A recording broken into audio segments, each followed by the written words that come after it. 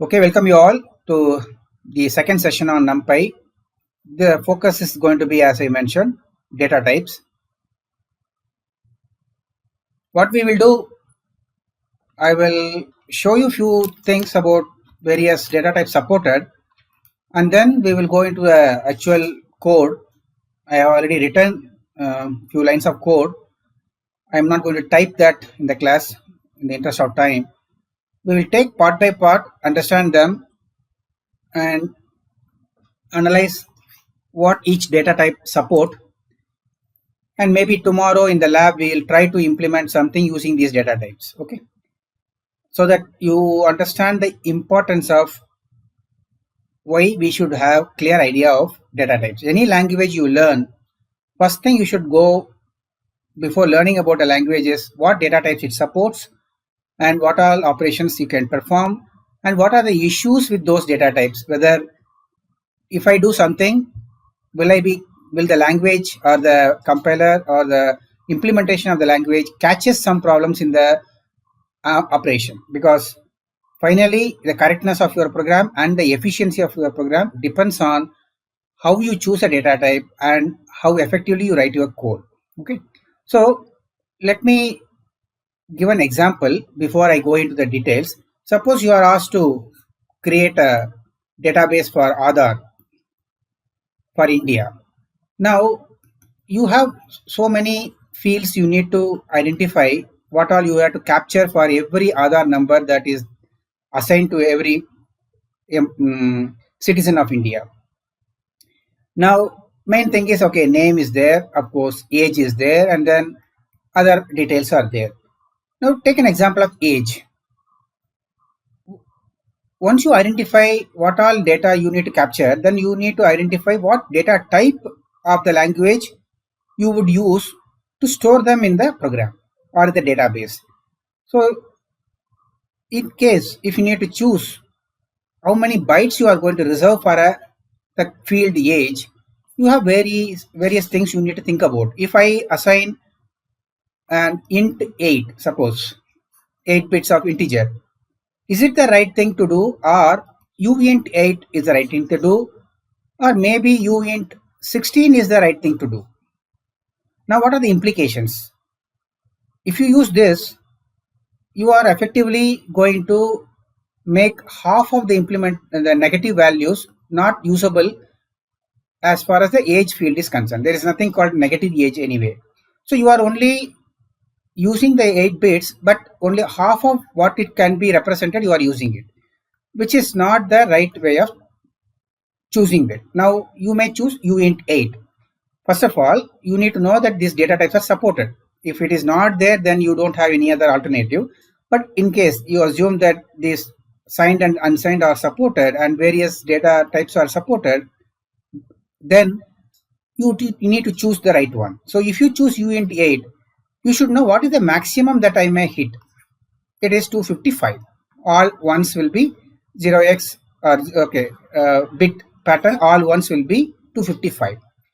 Now, do I expect somebody to live beyond 255 in India, or are there somebody living already, or should I support more than this? That is a question you have to ask yourself, and then decide maybe either to go for this or say that I will my maximum limit the age that I can capture in my database is only 255 and go with this, because the implication of making this choice actually mounts to 1.38 billion bytes of data, because right now it's 1.38, but maybe it will go to some few billion, still increasing. So you are going to save so much of bytes by making a choice here. So that's why it is always important when you choose a language, look at all the data types that are supported, and then when you are writing a program to capture some data, what data type of available things you will use for storing it. If it is a scientific computation, suppose you are doing a arithmetic which is giving the distance between different atoms or electrons or whatever, a molecule structure, if you are going to work on that, you know that the dimensions are all in terms of lower than nanometers or whatever, right? So in that case, you need to choose either float 32 or float 64, which is having a good higher resolution. Then based on that, whether will it fit into my requirement or not, based on that you have to choose. Suppose if you are constructing, you are building an application for uh, a civil construction, then you know that all the dimensions of a building is not going to be in terms of the resolution also is not too high in this case. Then maybe you can choose a floating point for representing the values that you are capturing, the dimensions, and then computation, stress and strain, whatever values. But remember one more thing, it is not only the final result resolution which matters, and also the intermediate results we need to keep track of. Suppose if you are to multiply few values before finding out an average or some computation, intermediate results also thing to be kept in mind. So these are the things maybe you would have studied in data sciences, but it is very important from the programming perspective also. So in Python, what are the types we have seen? We have seen strings, we have seen integer and float, boolean and complex. So now in float, it is a 64-bit what is being considered in Python, and in integer we have seen that it can grow to any level because it is captured in an object, and then it can grow to any size integer values. And strings, of course, you know that it is a string of characters. So these are the only basic types which were supported in Python. Now NumPy came only for handling the, okay, this also you are aware, they are all objects, and then the identifiers are references to those objects. Now we are talking about NumPy, which is meant for scientific computation, and these data types which is supported by Python is not enough. So there are many data types which are supported, and this already I told you, integer and float are the only supported data types in Python, which are not sufficient. In the sense, more than saying that it is not sufficient, it may be more than what is needed. I will tell you now. If you are computing it in NumPy, and then you know that this NumPy is is going to be used for scientific applications for building some models, and then maybe we will be porting it to some tiny ML, and then finally we will move it to some microcontroller. Now some intermediate weights are going to be used. Now what type do I use for those intermediate weights? Should I use the integer that is there in Python? Which is a wrong choice, because it is going to be an object of type integer, and it is going to have a flexibility of going to any level. But that is not what we are looking for when you are having a model to run on a microcontroller. So you need to now pay attention to how many bytes or bits that each data that I am using in the model is going to occupy.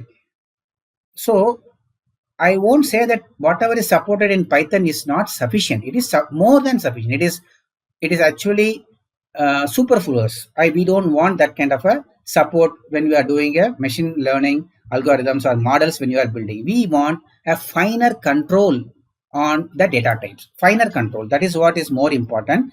And based on the requirement, you want to either reduce the size or increase the size. The finer control on the data type is what is driving us to come up with some data types in NumPy. That is how the design team of NumPy has thought about it. So choosing a correct data type helps in improving performance. So we need to improve the performance as well as the footprint. Footprint means the number of bytes a particular data type is going to occupy, or a model is going to occupy. So not machine learning, it's a model. Okay. Now even tiny ML we need it for IoT. So NumPy has come up with new data types which are 24 in numbers. It's called scalar data type because they are going to be part of an array.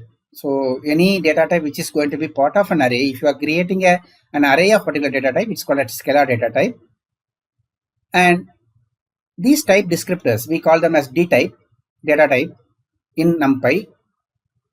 It is closely tied to the C language because it needs to be closely tied to this, because whatever you do in NumPy, you should be able to do it in C language, because NumPy library itself is written in C, So all the data types which are there in NumPy are closely related to what is supported in C language.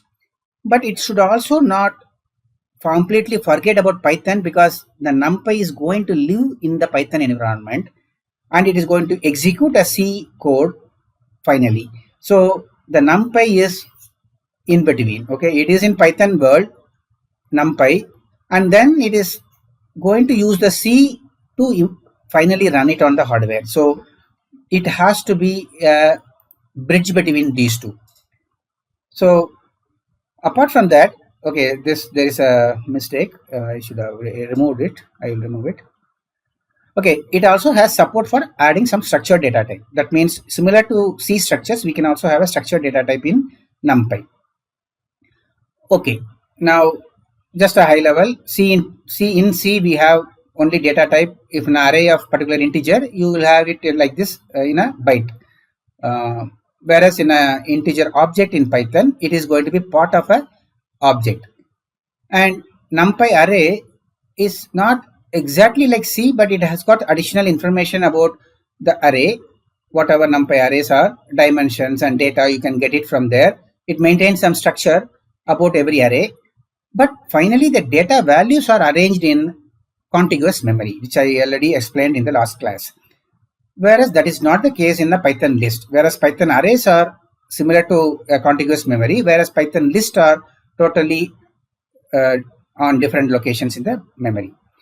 Now, what is strides? Strides is suppose you have an array of some data, and each is having maybe a structure, suppose, then it may have some 123 or 124 bytes, suppose. Then the strides is between one element to the other element in the array. How many bytes it has to skip is called the strides, or the size of one element in an array. It could be called as a stride in bytes, in terms of bytes. Okay, I hope this you are clear. Now let us go into the built-in data types in NumPy. These are the higher level. There are hierarchy of data types in NumPy. This is at the high level. These are the values. I'm not going to talk about these two today. And this object I mentioned earlier also in the last class. This is to hold an array of objects. Other than that, rest of them are all having some values of particular type. And void is something new, which is not like void star in C. There is no star here in NumPy. It is a void. It is a pointer to a chunk of memory, or it could be a structure. Okay, I will show you some examples of all of them in the class today. Okay, I hope this is at a higher level. What are the types out there? And then scalar data types. Now, even though we have one higher level integer type and inexact means it is not a specific particular value here. A floating point value is having a real number. So these are the two real number structures, floating and complex floating. And within the float, there are different resolution, different sizes are there. Half float is a 16-bit value. This is 8-bit, 32 bits. This is also 32 bits. This is 64 bits. So how many bits or a number of bytes they occupy, they are given here. Now, what about the integer? We have signed and unsigned. Both categories are there. And their names are given like this. We'll see each of them. Okay. Now, what about this part? In the flexible portion, we have character array. As I mentioned earlier, this character array could be of ASCII characters, which is 7-bit actually, ASCII. And then they found out that this ASCII language, ASCII coding is only supporting English first, start with 7-bit. Then they went for a encoding for 8-bit, which also included few Latin languages. But it was not sufficient enough to capture all the languages in the world, because you need to finally store all of them, different language fonts in the computer program or in a string. Unicode came, UTF 32 is also there, which is 4 byte. Unicode is a coding skill with coding which is for 16 bits, okay, or 2 byte. So there are different coding schemes are there for capturing the string, and these two are supported. I will show you the how many bytes it occupies. And as I mentioned, void is an array of bytes. Now coming to here, bool is there, and then object type is there. So these are the basic 24 types supported by NumPy. Now, apart from that, this is what I am showing here in solid rectangles. They are all 22 plus these two 24. They also have two types of pointers, which is pointed to an integer or an unsigned integer. Whenever an integer is there, assume that it is a signed integer. Okay, normally that is a convention. Even in C, we follow that. Okay, now let us now look at each of them with an example. Let me see if there are any questions so far on what I said. Okay, footprint. Okay, good. See, this is the normal word used in the embedded scenario. A footprint of a program. Okay, footprint of a program. Okay, or a footprint of a database is the number of bytes it occupies. That's called a footprint. Okay, so when you have in the memory, how much of size a particular code or a data occupies, it's called a footprint in a program, a footprint of a program, and we want to make it as minimum as possible in IoT because it is memory constrained. So footprint of a program means it's a number of bytes a program occupies. Now remember, it is a program means I'm not talking about only the code, it includes the data. Now the footprint of data depends on what type of data elements you have, what type of data types you have. Now as I mentioned about age, if you choose uint8 or uint16, it is going to affect the number of bytes it is going to occupy finally in the data. So that affects the footprint. That's why I mentioned that footprint is a very important criteria, especially when you are looking at programs for IoT. Okay, so I hope this is clear. Any other questions? Anything? Okay, fine. Now let us yes, you are right. Runtime space complexity. It's not time complexity, but space complexity. Yes, it's about memory space. Okay, now what I'm going to do, how much time we have? Okay, sufficient time is there. Now I'm going to take up one by one, and then we will run it and see what we see. Okay, what we get. Now we can go faster wherever there are not much of things to worry about. Now first thing is, let me explain what all there are so many options to choose how to look for a particular thing. It supports so many things. So let me go one by one. I will show you. I'm taking up this bool underscore. Okay, that's a type. Now NP, because it is part of the NumPy. So this is the type we want. We want to now, what is this actually? This is the type dtype. We are creating a dtype object. Okay, this is an object we are creating of dtype. Dtype is a data type, which is NumPy's data type, and it's like a constructor. Actually, it is a constructor with the value passed as a true. When we are creating it, we are giving a value of true, and then we are getting the object created. Okay, so NP bool, I am just for the naming convention, I am using NP to understand that it is a type NP and then of type bool. So if you want to know the type of this, we can use type, of course. Item size is the size occupied in terms of bytes by one element of that particular type. Okay, and then what is the value stored in it? That's all. So it's not a very complex thing. It is a part of NumPy and bool type. It is a type bool. and it occupies 1 byte of location, whereas it is not true in Python. Okay, you can check it out, and value is true. So remember that a boolean in NumPy occupies only a byte of memory. So they have made it efficient in terms of memory. Okay, let me take the other one. Let me give you like this so that you see always in the top. Okay, now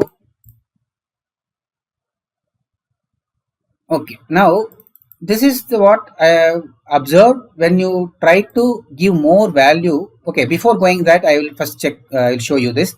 We are creating a byte type. Okay, now I'll show you where I am. I am going into this. I am not explaining other things now. We are going by signed and then unsigned. We will go in this order, and then we will go into float, then complex number, then we come to string and void, and then other things. Okay, so bool we have seen. Now I have jumped to directly to data type. Now byte is I am giving 0xff. That means all ones, 8 bits of value, all set to 1. Now item size is given and value is given, and one more thing I have is the I info, integer info. It's a method supported by NumPy for extracting the information about integer data types of NumPy. So you can pass on what are the one of the integer data types that you have. Okay, this info can accept any integer type data type. It could be byte or short or whatever uint, whatever those other integer types which are supported. You can pass it to this and then get the minimum and maximum values that it can support in that particular data type. You should know this for sure, and then when you are deciding about the data type for your application, please run this and check whether the ranges that you are seeing is meeting your requirement or not, your data requirements or not. If it is not, you need to think about choosing some other data type. Now byte is considered to be an integer. Now you know that it is printing both positive and negative value. That means it's a signed integer. Even though you call it as a byte, it is a signed int 8. Okay, it is a different names are there. Byte also means int 8, and the values are ranging from -128 to +127. Okay, now you see here what I passed was 0xff and what it printed was -1, because it doesn't interpret it as all ones and 255 because it's a integer 8. 8 is not a bigger problem, but integer, which is a signed integer, so it interprets the MSB bit of FFF as signed bit, and it finds a 2's complement of all ones, which will be all zeros plus 1, which is -1. So that's why you are seeing the value of 0xff is coming as -1. Now let me check. Let me tell you, if I pass 300, okay, if I pass 300, what does it have? What does it do? 300 is, what is it in binary pattern? So scientific programmer, 300 in binary, you see here this much is there, and then there is 1 in the higher byte. So 300, of course you know that beyond 255 you cannot represent. So this is not sufficient. 300 cannot be represented in a byte, but you have declared a variable called byte, and then you are passing 300. Will it give an error or not? Or what is the value printed there? It is printing 44. It doesn't give any error. Remember, when you are passing a value which is outside the range of a given data type, NumPy does not give you error, does not even create an exception, or does not give you any warning. So you need to be careful when you are computing, either in the intermediate computations or during the final value, whether the result is going to be occupied within the given data type or not.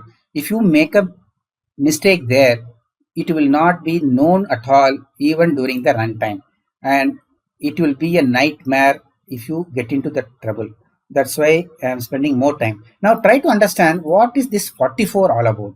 Now let me be with this, you can actually find out what is happening. So let me clear it.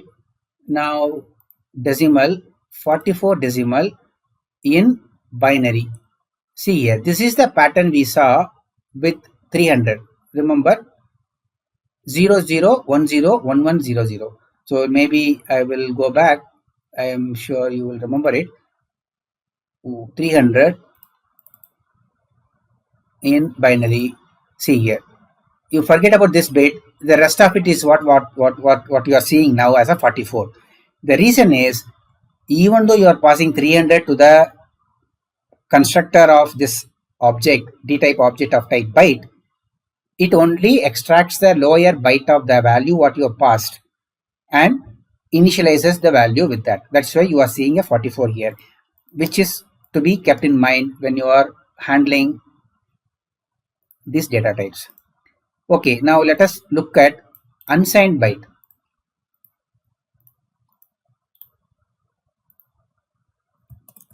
Now I am doing the same thing here.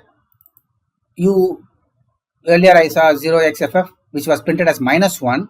Now I want to see if I give you a all ones, does it print -1 or does it print 255?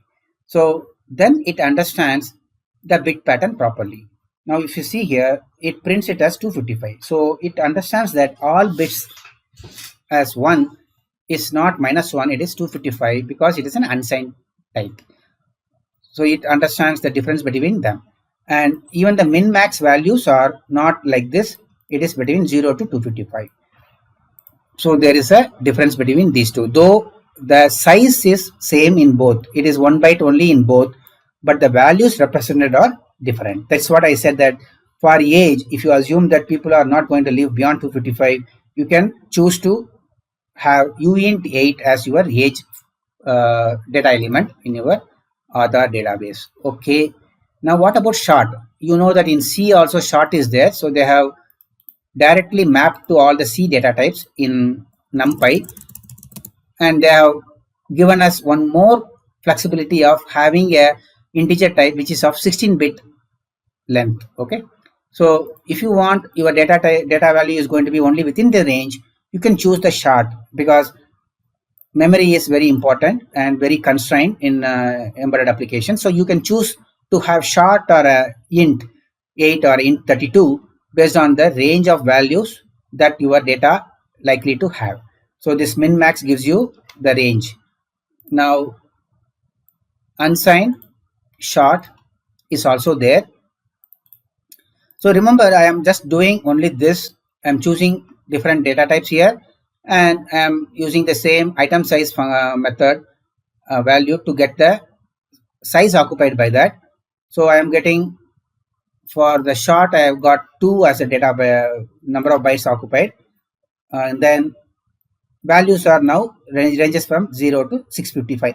This is nothing but all ones, 16 ones. Okay, that's all. So that is how these values are. That's what I have given also here. Okay, so the same value I am giving here, but it is interpreting it as a -1 in the signed short, whereas it is interpreting it as a bigger positive value in unsigned short. So the same thing which happened in int 8 also. Okay, u byte also, u byte or byte. Okay, now let us look at int c. It is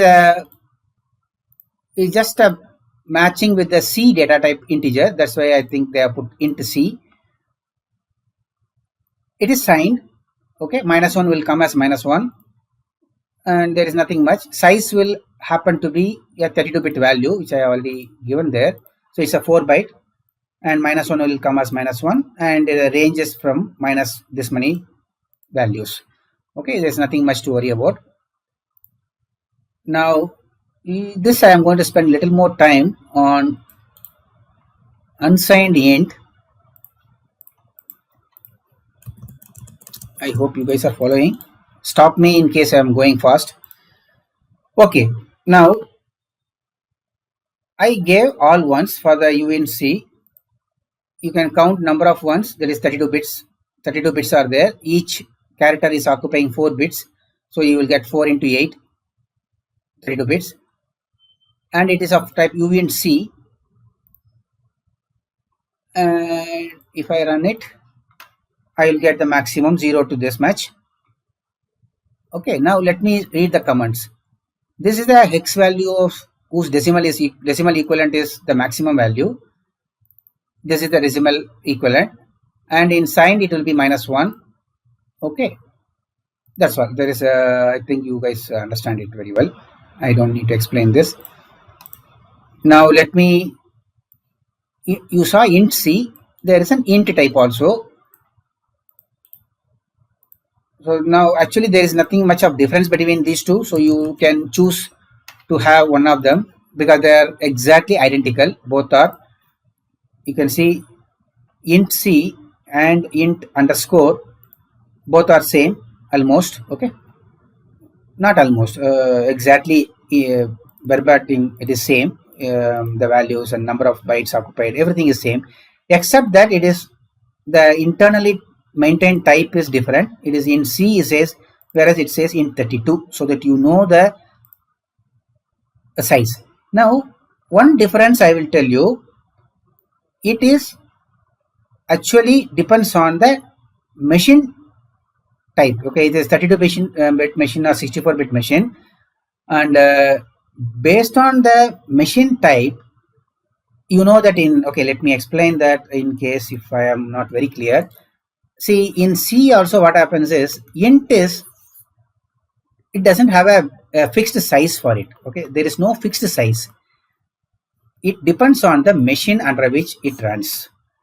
If it is a 8-bit microcontroller, the int may be 8-bit only. If it is a 16-bit microcontroller, it will be 16-bit. Whereas it is a 32-bit processor, it will be 32-bit. If it is a 64-bit processor, it will be 64-bit. So integer is not a portable data type across the machines. In case you want to fix the size of the integer across the machine. In case if you want to make it flexible enough, like number of bits the machine supports, the registers, then you can choose to have integer. Otherwise, it is not advisable to use integer because you don't know the size of this, because your machine, your C program is free to be ported onto anything that you like. You can compile it on any machine you want, a 32-bit machine or a 64-bit machine or a 8-bit Arduino processor. So when you are compiling on those machines, and if you want to maintain the size of integer to be always either 32 or 16, always use the proper data type. If you want always 16, you use short. It will always be 16 irrespective of whatever the machine is. If you want 32-bit, use long or long in C. Here into 32 you use, it will always be 32, whether you are compiling it for Arduino machine microcontroller, or you are doing it for a iCore 7.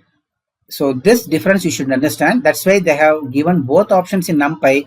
So do not randomly choose int or int C without knowing the implication of what it is. Okay, so be clear about what type you want and choose it accordingly. That is very important, you should keep in mind.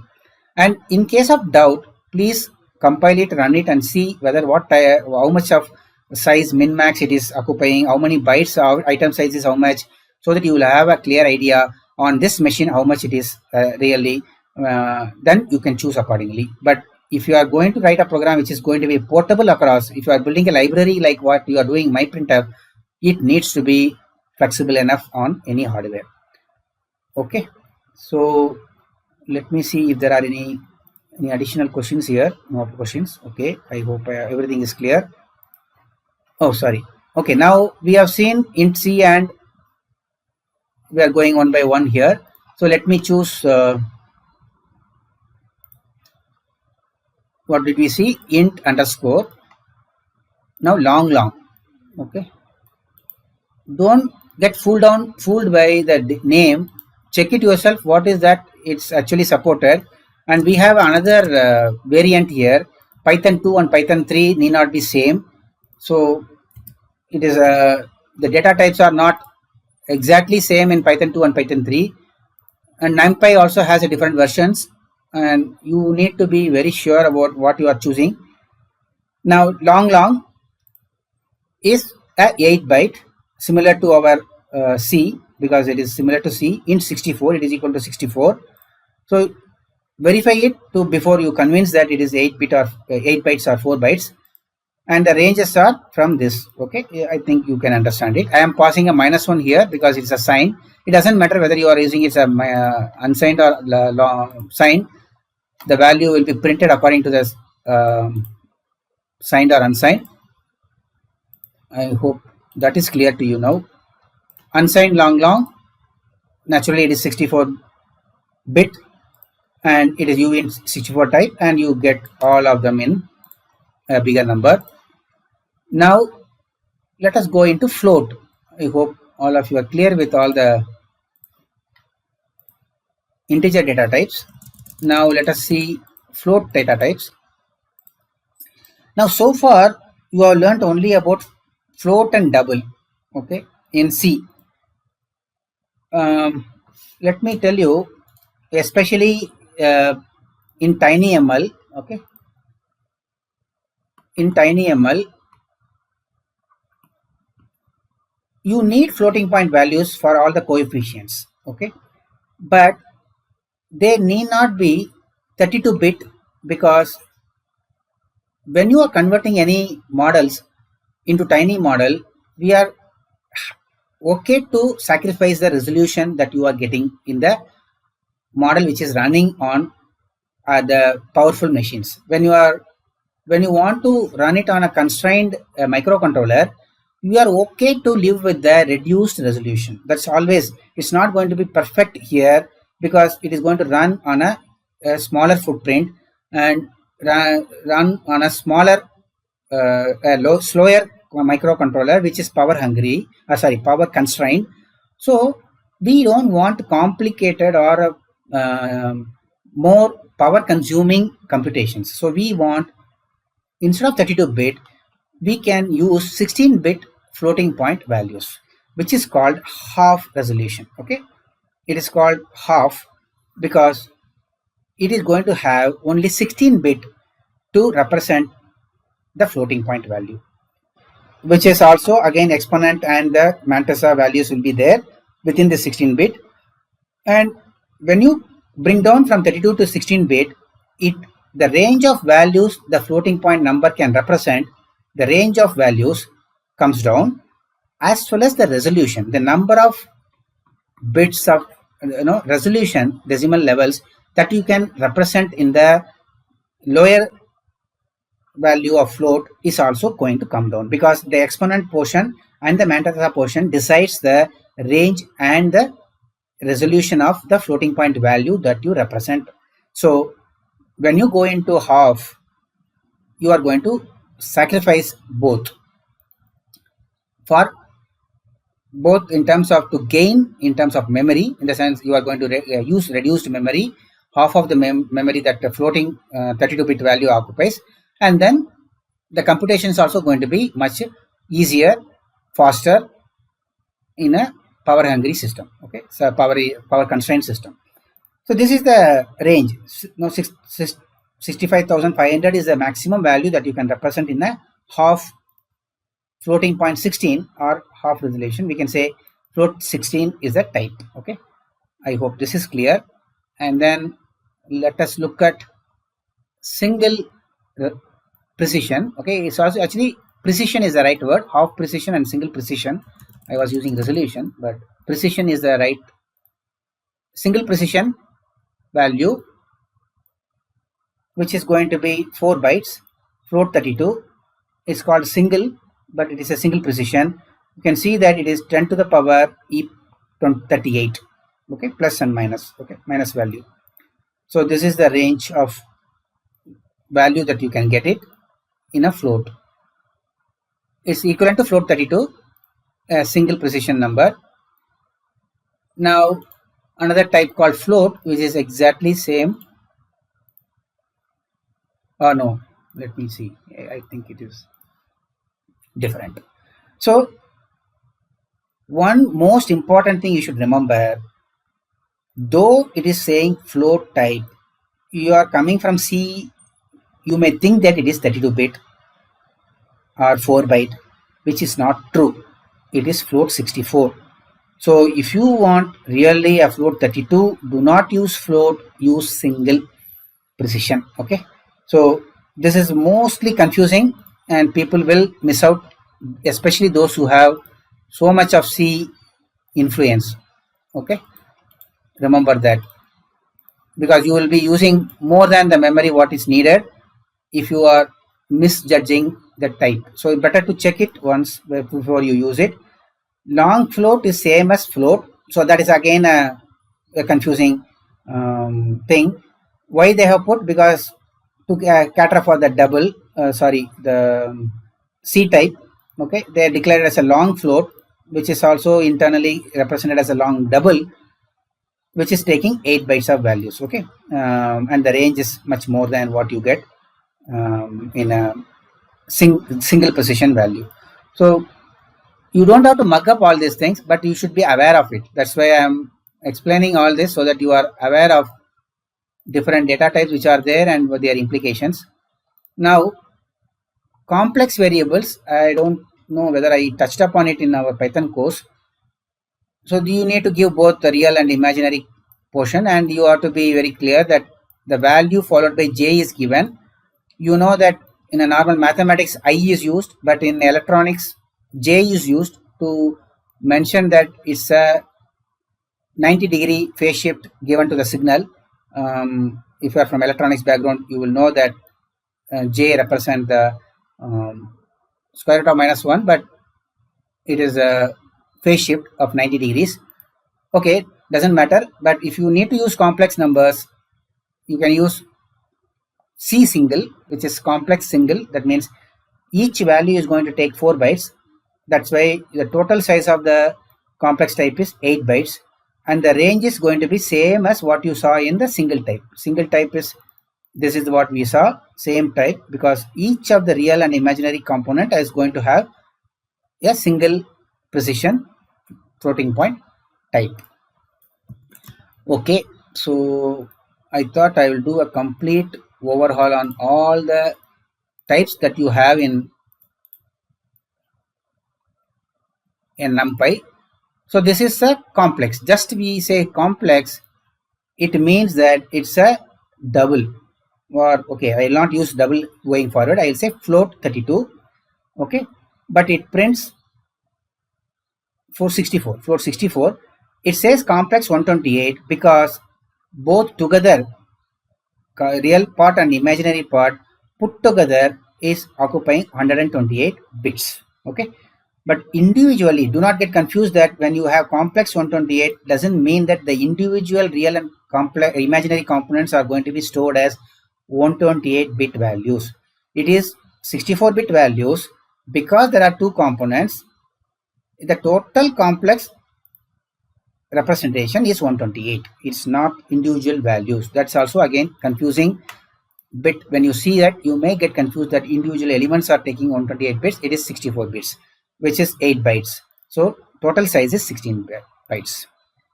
Okay, so now what about this guy? Long float, C long float,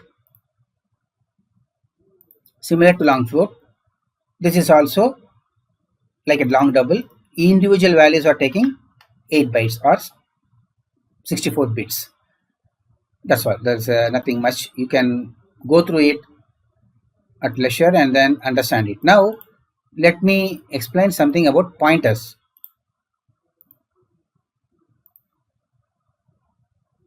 Okay, where I am now in the overall picture, we covered all these things. We have covered all this float and complex. The whole thing is done. And we are into int p and uint p, which are pointers to integer type. Now, don't think that when you have pointers, you can access the address and manipulate it like what you see in what you do in C. You cannot do that, but it only is a reference. I would call it as a reference, but to be in sync with C language, they have put P here, but you cannot manipulate it or you cannot dereference it like what you do in C language. So what I am doing here, I'm initializing the type called int p. For initializing it, you need to pass a variable which is already I am initializing with the value. So I am creating a value integer variable of int 8 with a value 55, and then I am passing that to int p constructor, which will get the address of this variable and then store it here. So it is similar to a pointer in C, but you cannot dereference it. You can directly access it by, but you cannot manipulate the pointer address. Okay, you know, that's what I'm trying. You cannot go to the next location using the pointer. Okay, plus plus you cannot do. So what you do? Type of np int is still integer type. Type of np int p will be int p type. We saw that. And size, now this is the question. Now what is going to be the size of this pointer? Remember, the size of pointer is the number of bytes a pointer takes to store the address of the value it is pointing at. Now since we are calling it as a int p type, it is pointing at a signed integer. That's why we are passing an np int, which is nothing but a signed integer. Doesn't matter whether it is an int 8 or 16 or 32 or short, because remember, I think by now you must be very familiar with all this with the printf implementation, but I saw only 4 people submitting the assignment. I don't know what others are doing, or they have already decided not to give. But a pointer is an address. It may point to either a byte value, or it could point to a 16-bit value or a 32-bit value. The address, what it is going to hold and how many bytes it needs remains the same.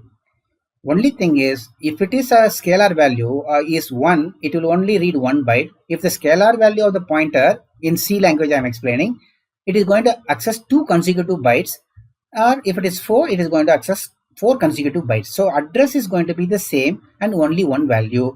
How many bytes it is going to occupy or access is decided by the type it is pointing at. And in this case, we don't have that much of resolution, but I think in NumPy it is maintaining that type, because we saw some header.